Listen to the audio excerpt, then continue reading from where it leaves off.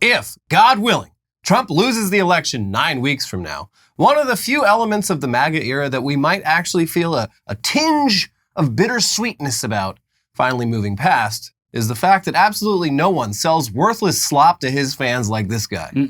Trump has always sold low-quality, overpriced junk to credulous rubes since long before he entered politics, with Trump-endorsed products like Trump Steaks, Trump Vodka, Trump University, and even The Art of the Deal, and his many other books. And since the MAGA movement kicked off, plenty of third-party grifters have correctly intuited that Trump's fans will buy literally anything with his name attached to it, no matter how stupid.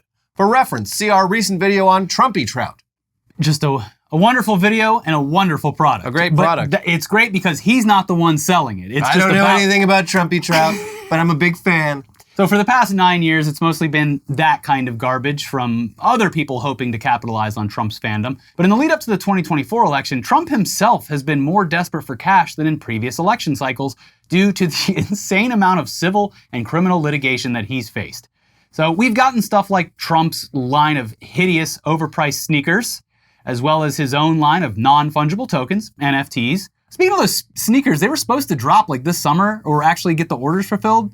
And you would have assumed that because of the hype beasts and all of the hype surrounding them earlier in the year, that they would have made a bigger splash, especially, I would assume, at the RNC.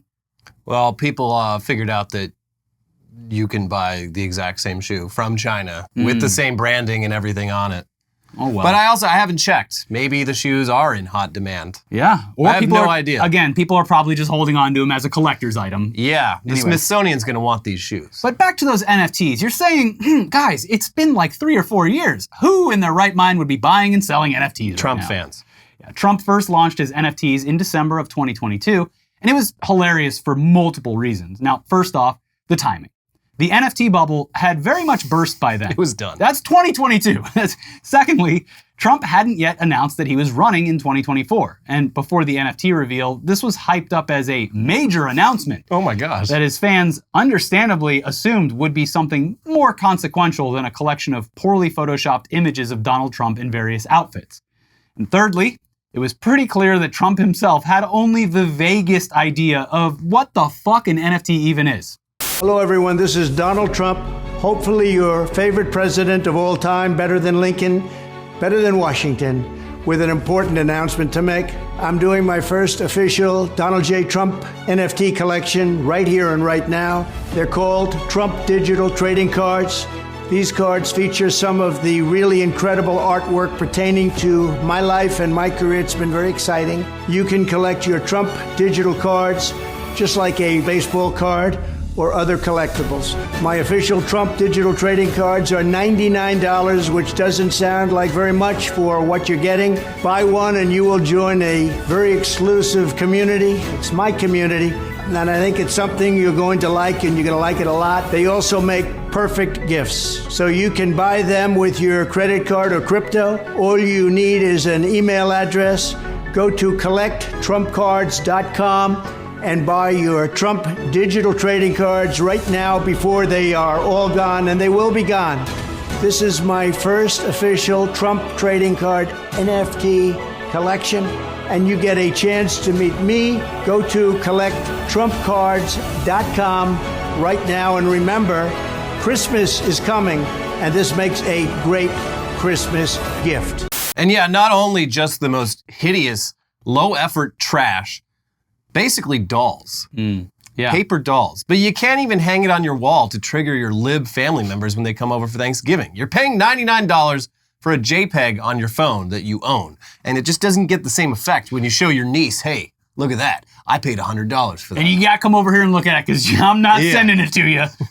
This thing gets into the wrong hands, you know. I had to watch several YouTube videos to figure out what a crypto wallet even is. And I'll be damned if I let you make off with this treasure of mine. It has to have happened once so far, where a young lib family member pisses off the patriarch and he goes, that's it! The Trump NFT cards are coming out of the will. Yeah. You get nothing. You get nothing. I'm gonna leave them to Trump. Yeah, to his campaign. Yeah. Yeah, sir, a final donation, they say. But yet, somehow, that garbage sold out in like a day, netting Trump around $4.5 million. So it wasn't much of a surprise when almost exactly a year later, he released a new collection of Trump digital trading cards. And this time, instead of Trump's head photoshopped onto various costumes, AI image generators handled all the hard work of making these things look hideous. Here you go. Hi, everyone. This is your favorite president, Donald J. Trump, with some very exciting news. My last 2 Trump digital trading card collections sold out in just hours. And now I'm back with my latest series called the Mugshot Edition. I wonder where that came from, the Mugshot Edition. 47 all-new stunning cards, and here is the best part. I'm doing 2 important things for my Trump collectors. For the first time, we're creating a real physical Trump card. Purchase 47 digital cards and we'll mail you a beautiful trading card. It is an authentic piece of the suit I wore when I took that now famous mugshot, and it was a great suit, believe me, a really good suit.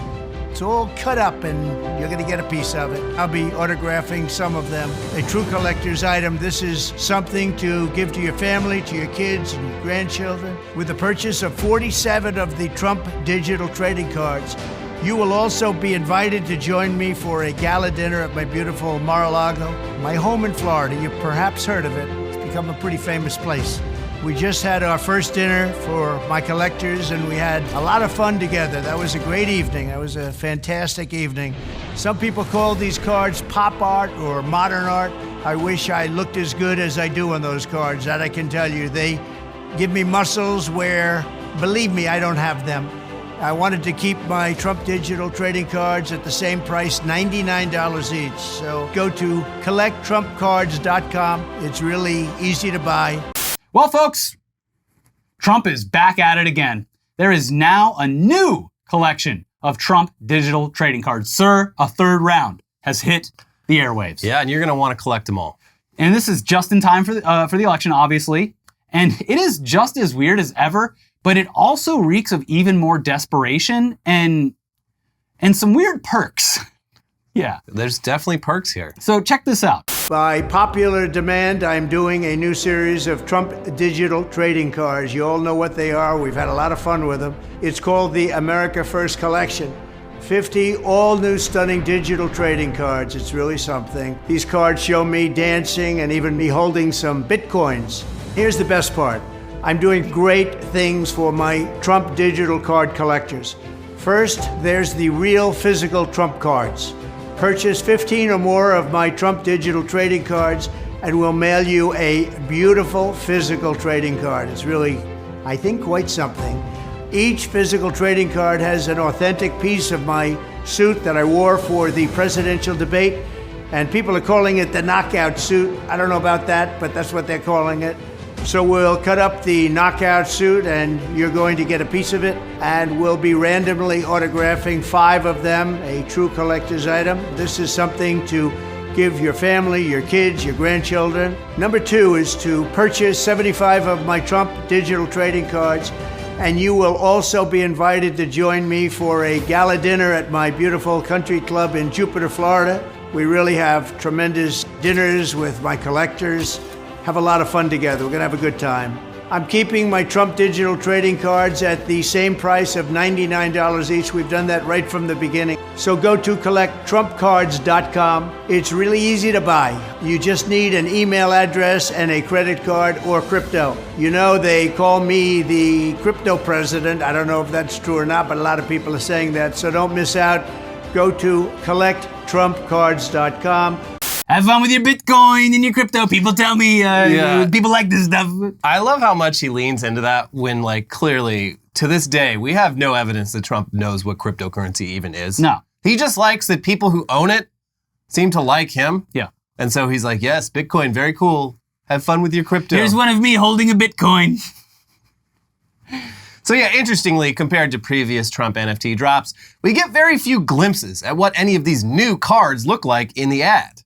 And what we do see is pretty generic Trump fan art compared to the previous collections, which, like, at least in the original ones, we got vague glimpses at what it would look like if Trump was a cowboy or a pilot or a big game hunter. All fantasies of a 6-year-old. Mm-hmm. A fire truck driver. I won't be a garbage An man. astronaut. Mm-hmm.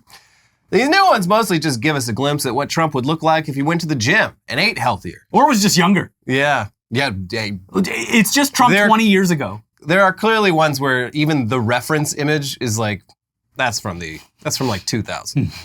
And we've got to imagine that that is the main reason that he's so on board with this. I mean, the money is nice, but Trump is a notoriously vain person.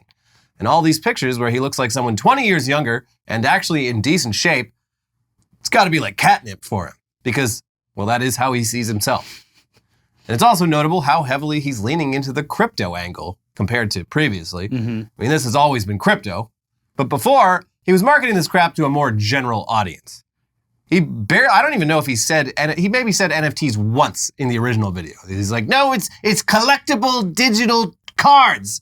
They're like a baseball card, but in your phone. And that's because even then, NFT was a toxic term. It was, but he was marketing it to people who had no fucking clue what an NFT was. Yeah, and clearly being goaded into saying things like Bitcoin, NFT, crypto. Well, now he is. Because he didn't do that before. Yes. Yeah. Now he's trying to court them. Yeah. Mm-hmm. He really wants to be the Bitcoin president, whatever the hell that means. Probably because crypto dorks are notorious marks who can be easily exploited financially. And are obviously extremely right-leaning. Well, I mean, I'd say the median crypto person is more libertarian leaning, but in general, definitely more right leaning than left. Yeah. Especially at this point. The dead enders, they're... It's people who will vote for Republicans because they won't apparently, allegedly, or whatever, tax their crypto gains or something. That's why. Anyways, we should be fair to Trump and acknowledge that these $99 digital collectibles come with the possibility of actual real-world benefits. Yeah, take that, Bored Apes. Take that, crypto punks. What do you mean? I could get like a side of fries down at the Bored Ape Cafe or whatever. If you combine 2 Trump cards, you actually get a mutant Trump. Mm-hmm. And that doesn't destroy your original 2 cards. Yeah. A lot of y'all still don't get it.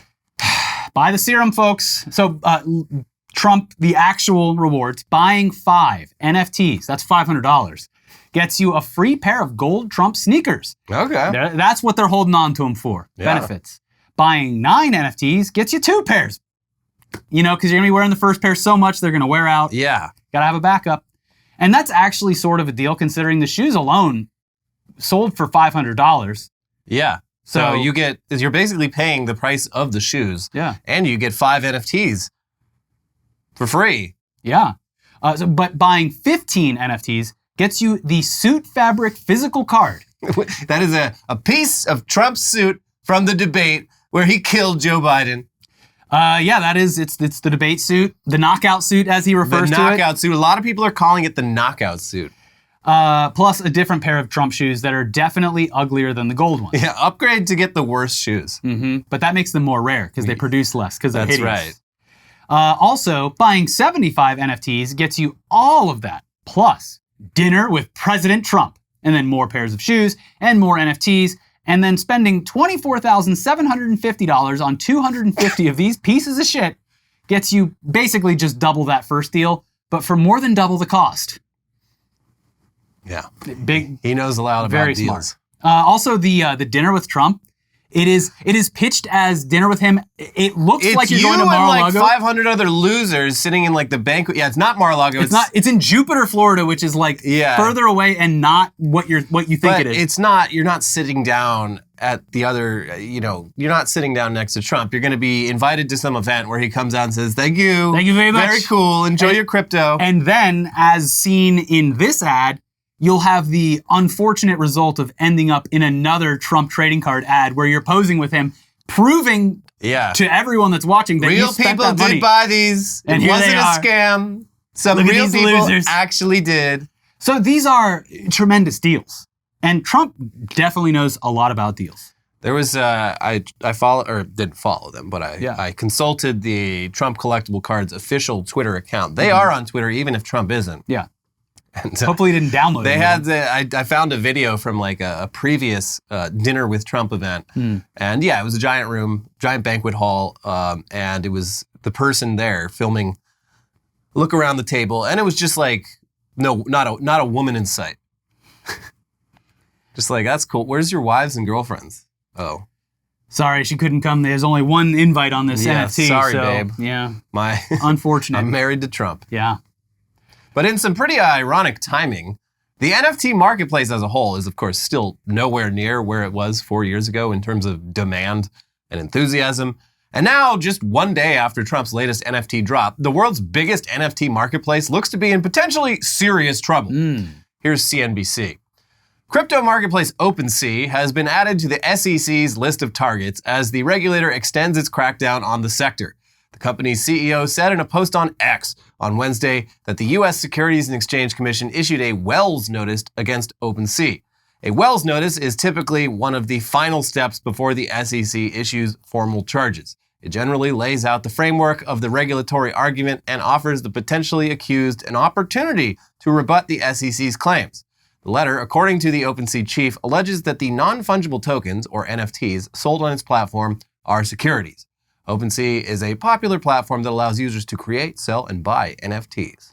So this is basically the same debate that has gone on for several years now about whether cryptocurrency should be regulated the same way stocks, bonds, and other investments are. And the SEC has been going after pretty much every big crypto marketplace lately. Yeah, even Robinhood. NFTs would appear to be a bit more difficult to label as securities given the whole non-fungible element of it. But sites like OpenSea don't really do anything to hide the fact that NFTs are less about collecting and more about flipping them for profit. But anyways, we don't particularly care now that this garbage isn't being marketed to normies as a get-rich-quick scheme the way it was a few years back. But news like this is exactly the kind of thing Trump vaguely claims he'll do something about if Bitcoin bros donate to him and vote for him. Yeah. Also a big strike against the whole... I'll let you keep your monkeys, your beautiful monkeys that you love. Yeah. Your lazy lions and your other things. We all know what they are. The crypto, the guys with the 8-bit animations. Yes.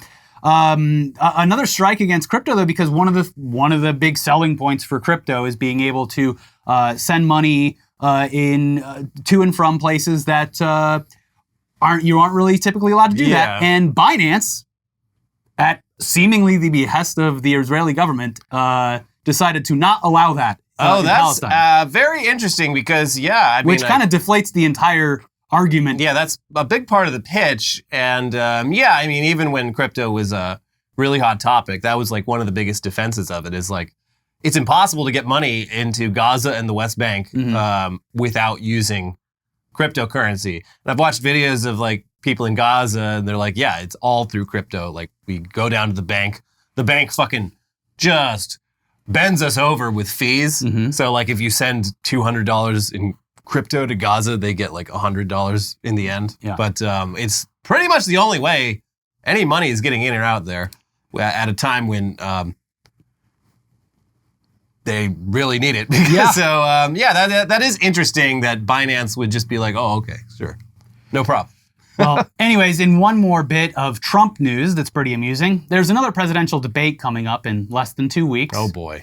And it'll be the only debate between Donald Trump and Kamala Harris before the election. Now, there was, of course, already a presidential debate back in June, but as you're already aware, a lot has changed since then, directly because of how that debate went for both of the participants. For one of the participants in particular. Oh, yeah. Well, this next debate seemed for a while like it probably wouldn't even happen. But now that it's on, there's still apparently some disagreements between the two campaigns about how it'll all go down. Here's Politico, who first broke the story. The holdup? Whether or not the candidates' microphones will be muted when it isn't their turn to speak. Back when President Joe Biden was still running for re-election, his campaign came to an agreement with Trump's. There would be two debates, CNN's on June 27th and ABC's on September 10th, conducted by mutually negotiated rules. One of Biden world's red lines, which the Trump team agreed to, was that microphones would be muted throughout the debate except for the candidate whose turn it is to speak, as CNN announced on June 15th. Now the sides have flipped. Harris's campaign wants the mics to be hot at all times during the ABC debate, as has historically been the case at presidential debates. We have told ABC and other networks seeking to host a possible October debate that we believe both candidates' mics should be live throughout the full broadcast. Brian Fallon, the Harris campaign's senior advisor for communications, told Playbook in a text message last night, confirming our reporting. Our understanding is that Trump's handlers prefer the muted microphone because they don't think their candidate can act presidential for 90 minutes on his own. We suspect Trump's team has not even told their boss about the dispute because it would be too embarrassing to admit they don't think he can handle himself against Vice President Harris without the benefit of a mute button. It's clear the Veeps team is hoping to get Trump to lose his cool on mic. And it is funny, he commented on this. It was basically, I think they knew he was going to want whatever the opposite they wanted. Mm-hmm. And he's like, I don't know, I thought the muted mics worked out pretty well, but I guess, because before, he absolutely did not want that. Yeah, no, he was, it made him very upset, even the notion that mics would be muted, which Biden really pushed for. Yeah. But yeah, in response, Trump's campaign is really pushing back hard on this proposal, saying the rules have already been agreed to. Even though they haven't, the rules for CNN debate were agreed to. The rules for ABC, I think, are still up for debate. Also, that was a different campaign you were negotiating with. Mm-hmm. Anyway, this is despite previously in 2020, the Trump campaign saying that any mic muting in that year's Trump-Biden debates would be a total deal breaker. No. The mics stay on. That's why I think the Harris team did this publicly. Yeah. Because they knew he would just do want the opposite. But they had already agreed for muted mics. Mm-hmm. And Harris is like, you know what, actually, unmute him. It's good play. Like, wait, no, we agreed to mute. Mm-hmm.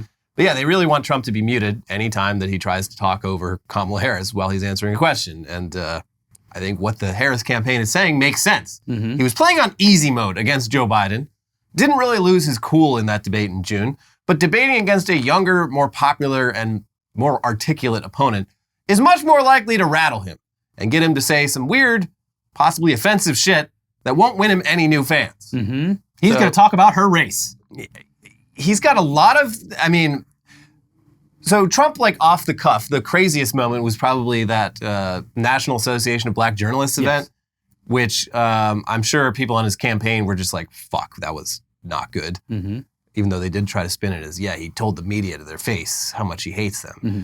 But that was Trump unfiltered. And I think they're like, maybe filters are good. We'll see. Maybe if he's just answering questions and not just interjecting with every thought that pops into his head, maybe that would be better. Yeah. But yeah, we've got potentially that to look forward to very soon. September 10th is the first one. I don't know about the other, if there's going to be others, but... I could never forget the date that debate is happening on. Oh, man. You'd hate to see Ted Cruz trying to stay up to watch that debate, knowing he's got a very big day the next day. Yeah. Once the clock strikes midnight, the cock strikes moisturizer. He's going to jerk off on 9/11. Yeah, that's what he does. That's what he does. Yeah. But before we move on to more news, including the arrest of the CEO of a major social media network, we got to let you know this episode is sponsored by Mint Mobile. With big wireless providers, what you see is never what you get. Somewhere between the store and your first month's bill, the price you thought you were paying magically skyrockets. With Mint Mobile, you'll never have to worry about gotchas ever again. When Mint Mobile says $15 a month when you purchase a 3-month plan, they mean it. Tired of your mobile provider's complicated bills, fees, and upcharges? Don't you just wish your provider could be straight up about that stuff? Well, with Mint Mobile, say bye-bye to your overpriced wireless plans, jaw-dropping monthly bills, and unexpected overages. Mint Mobile is here to rescue you with premium wireless plans starting at $15 a month. All plans come with high-speed data and unlimited talk and text delivered on the nation's largest 5G network. Use your own phone with any Mint Mobile plan and bring your phone number along with all your existing contacts. Ditch overpriced wireless with Mint Mobile's deal and get 3 months of premium wireless service for $15 a month. To get this new customer offer and your new 3-month premium wireless plan for just $15 a month, go to mintmobile.com/newsday. That's mintmobile.com/newsday. Cut your wireless bill to $15 a month at mintmobile.com/newsday. $45 upfront payment required, equivalent to $15 a month. New customers on first 3-month plan only. Speed slower above 40 gigabytes on unlimited plan. Additional taxes, fees, and restrictions apply. See Mint Mobile for details. All right, back to the news now. And over the weekend, the CEO of Telegram was arrested in France, which had a lot of people asking questions like, what is Telegram? It's when you call up your local service and they get on the beep, beep, beep, beep, beep, beep, and they get on the wire and they start tapping away, and then a guy they send the message across the sea. And then a guy on a Vespa delivers it. A guy on a Vespa delivers it, and the recipient opens the door, and you start singing, because it's a singing telegram. Uh-oh. No, that's not what it is. It's a social media site that a lot of people were convinced was just an end-to-end encrypted messaging service for some reason. I wonder where they thought that. But yeah, it's not as well known as Facebook, Instagram, TikTok, or WeChat, or I think it's a lot more similar to like Discord. It's a bunch of chat communities. There's no like audio component. Yeah, but that's it's kind of what it is. It's got elements of like Discord or Reddit. Yeah, kind of, but like more private. Yeah, it's group chats that you can also direct message on, and yeah, that's pretty much it. But Telegram actually has a lot more active users than Snapchat and even Twitter.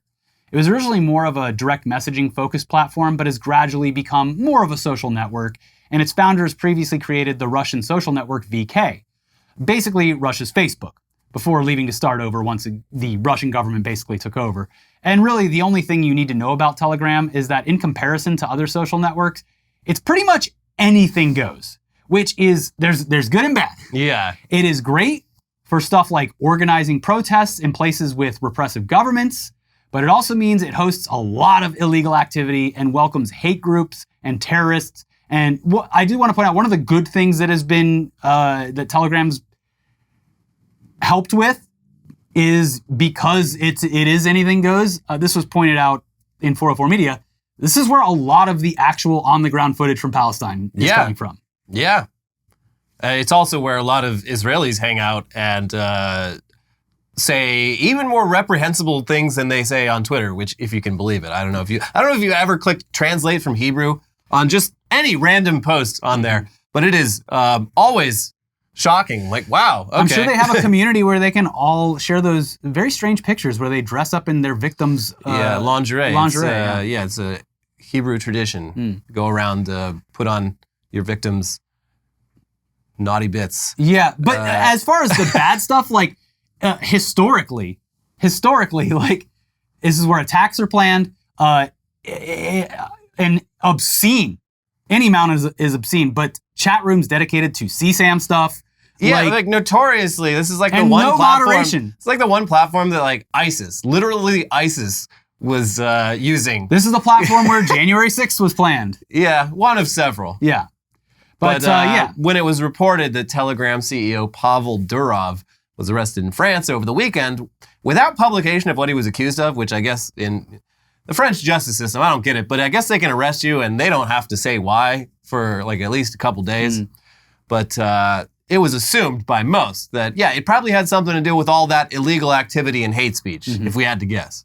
As 404 Media explains, we at 404 Media have seen and reported on much of the illegal activity on Telegram with our own eyes. Telegram is widely and blatantly used in the open by drug dealers who advertise their products on Facebook and Instagram, hackers who sell credit cards in public groups, hacking crews that have begun to commit physical violence against each other, widespread fraud rings, and people who make and sell non-consensual AI-generated sexual content of celebrities, ordinary people, and minors.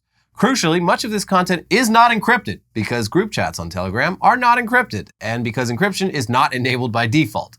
It would be more accurate to call Telegram a messaging app on which a version of encryption can be enabled for certain chats if you want. It is not really an encrypted messaging app. Many of these devices and groups are advertised in the open, and many of these groups have thousands of users. In our experience, Telegram does very little to remove this sort of activity, and in many years of reporting on them, we can think of only one instance in which Telegram actually banned a group we sent to them. That group that they sent to them, they explained this further on their podcast. That group that they sent was a group that you could pay crypto to and then send photos of just average people in your life, ex-girlfriends or family members or people, enemies, and they would create realistic AI pornography of them. And that was, I guess, the one that was wrote back and acted in some way to censor it or something. Wow. Okay. But the article then goes on to explain why the news of Durov's arrest seems to have particularly enraged the American right wing, with figures like Elon Musk, Tucker Carlson, and Ian Miles Chong framing the arrest as a witch hunt and an attack on free speech.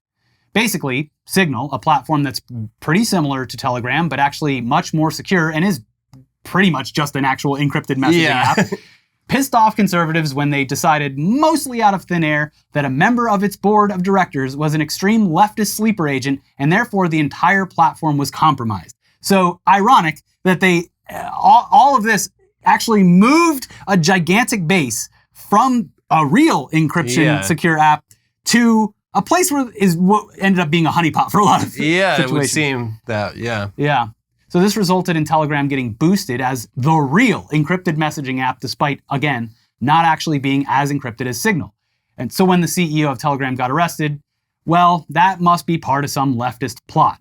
And I do want to point out that like the tricking, saying that, oh, we should go use Telegram now because I think it was someone that was on the board of NPR, if I'm remembering. Yeah, it was like during what, your annual NPR is woke controversy. You have one every year, but it was like one of the people higher up at NPR happens to be, on the board of directors of Signal. And as we all know, individual board members have just huge levels of influence over day-to-day operations. So clearly this person, when they're like, look at this, she doesn't hate trans people. She thinks George Floyd we all need to go to Telegram. Murdered. Yeah, so but that's too woke. That's almost the exact same thing that happened between the phones that were supposed to be encrypted for criminals to use.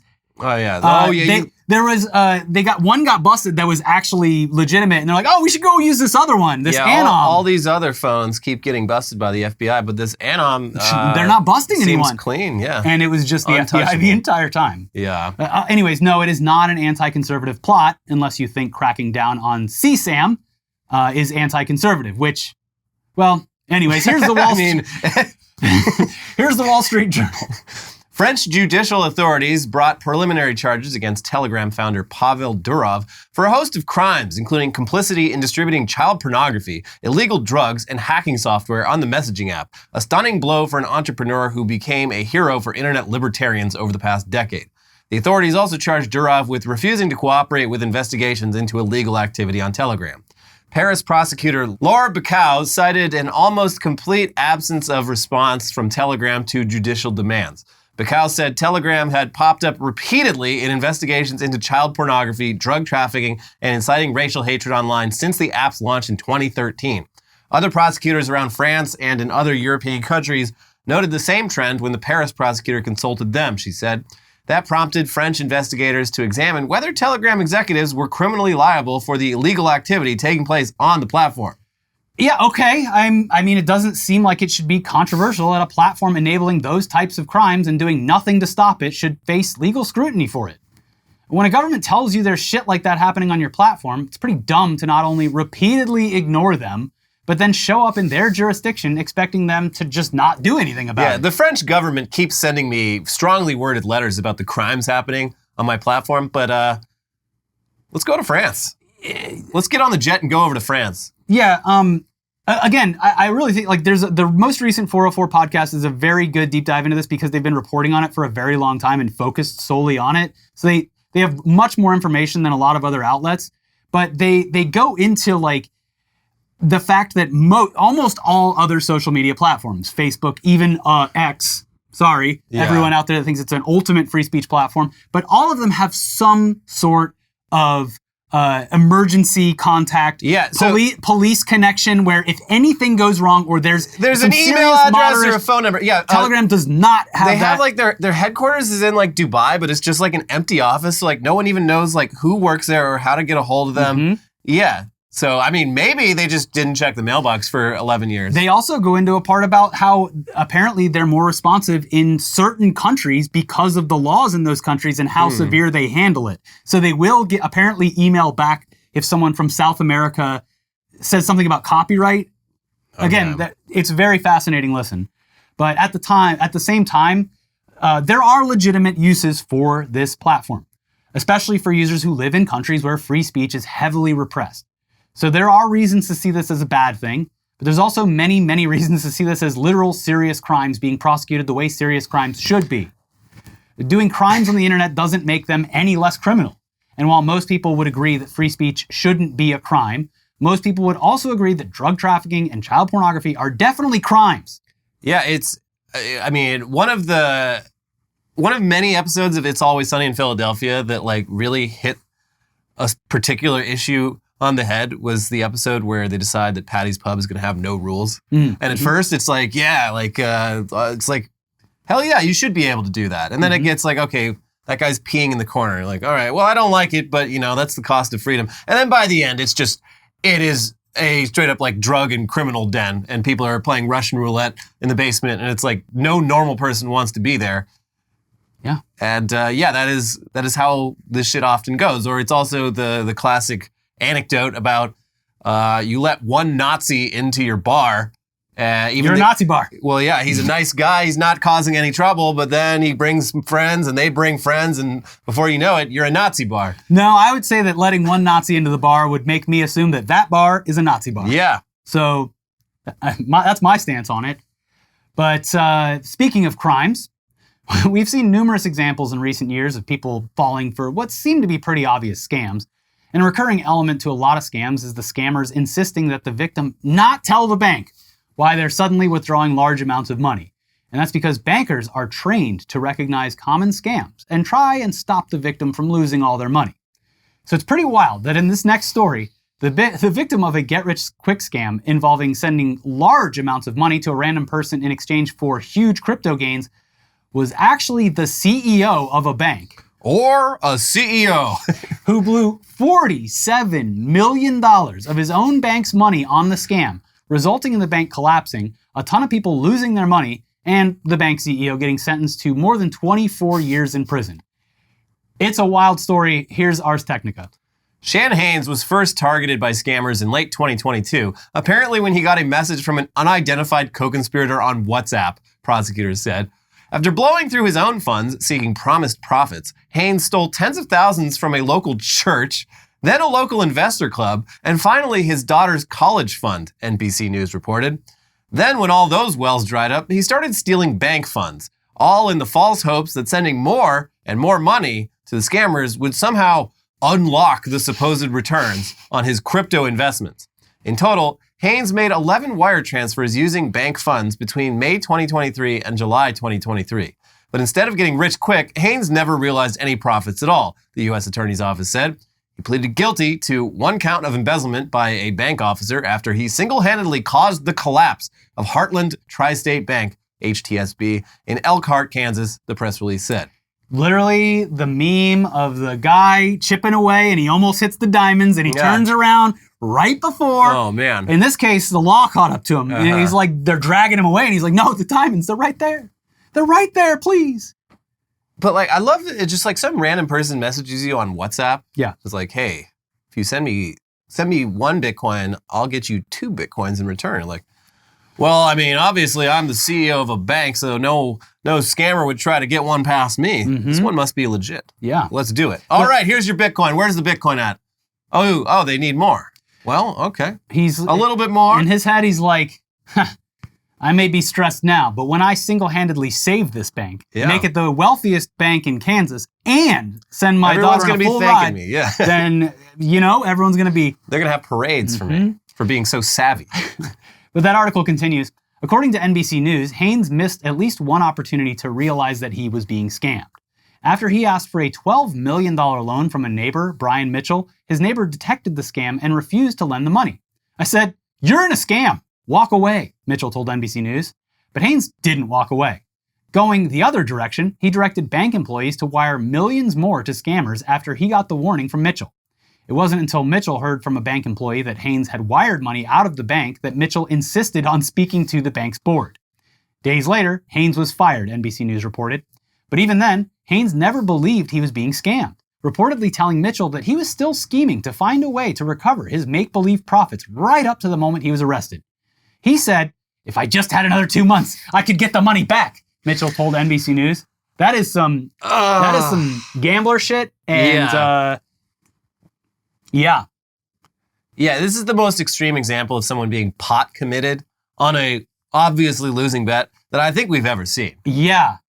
Based on NBC's reporting, it sounds like the whole debacle started with sending like tens of thousands of dollars of his own money to the scammers, which, it would suck to lose that much of your own money. Mm-hmm.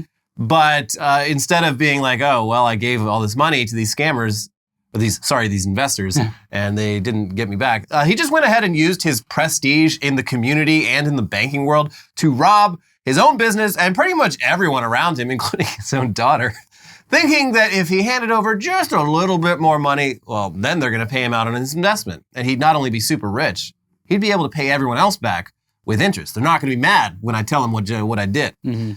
So yeah, I mean, it really goes to show that the only difference between a dumb guy and a dumb guy with access to a shitload of money is how much a scammer can get out of him. It's another great example of being pot committed. Also a great example of just unchecked greed. This guy has had a good enough life. Sounds like he had a pretty good life. Good enough life to have tens of thousands of dollars in the bank and have a college fund for his daughter and be the president of a local bank. And that wasn't enough. Yeah. He had to be so far beyond that. Yeah, I know. It's pure greed. Yeah. He was doing American fine. Greed. That will probably be an episode of American Greed, actually. I hope so. Because, yeah, this story, like, the NBC News article, it definitely goes into more detail than the Ars Technica one that we quoted from. But there's still, like, just so many questions I have, like, about just the step-by-step process of how this all went down. Absolutely a mental deficiency, I guess you would say. Once you start losing that much money, something switches. You are a desperate person who will believe anything to fix the problem that they have created in their life. Yeah. Like, desperate people do really desperate shit. I'm going to get that money back. And he was like maybe 4 inches away from the diamonds. He was chipping away with that pickaxe. If I stop now, all of my gains. Yeah. So, but it's just like, how do you get to... One more slot machine. I've sent them $47 million, but I still don't have access to my winnings. So maybe a couple million more. It was just $3 million more and I would have gotten the platinum package. Yeah. I would have gotten a piece of Donald Trump's suit. Would have gotten 7 free NFTs and a really cool pair of gold sneakers. They should have sent him an NFT. This is actually worth $50 million. So hold on to that, buddy. Put that in the bank vault. Anyway, yeah, I hope to see more about this story because that is fascinating. Yeah. And I guess no one is immune from this kind of greed. It felt just terrible for everyone else. I mean, obviously the townsfolk. I'm sure that the people family. I'm sure that the people that had their money in the bank will be covered by like FDIC insurance. Yeah, but or it's whatever. not as simple. Like when FDIC comes in, they don't just immediately reimburse everyone. I'm sure it's a hassle. It takes a long time, and a lot of these people are like, that's their retirement money, so they don't have all the time in the world. Yeah. But yes, also just, sucks for the whole town, especially the daughter. Yeah. Woof. Yeah. It's a hell of a story when you're at community college next year. Hey, nothing wrong with community college, no, folks. Nothing and at all. Absolutely, you should go. If nothing else, you should do your first 2 years there and then use that if you stay in state. It makes way more sense. To upstream yourself to a university. Yeah. I blew so much fucking money on college. Don't be me. Don't be like him. Be like me. Go to community college. Yeah. Anyways, that's it for today's episode. We, of course, have, you should definitely go watch, if you haven't seen it already, the RFK whale story, because it's a whale of a tale. Mm-hmm. And you need to watch it. It's great. Also, if you haven't seen the Trumpy Trout video, what are you waiting for? It's maybe the funniest product that I've seen in years. Okay, now that I've talked about those, even though they're not up there yet, like the video. Click the like button right now. I'm watching you. It takes 2 seconds, even on your phone. Yeah, I know you're reading the comments. It's Scroll just back one up. tap. You tap it. Just one tap. Everything's You great. get fireworks and rainbows. Come on. If you're feeling frisky, hit the join button. Make sure you're subscribed, and we'll see you soon. Bye. Bye.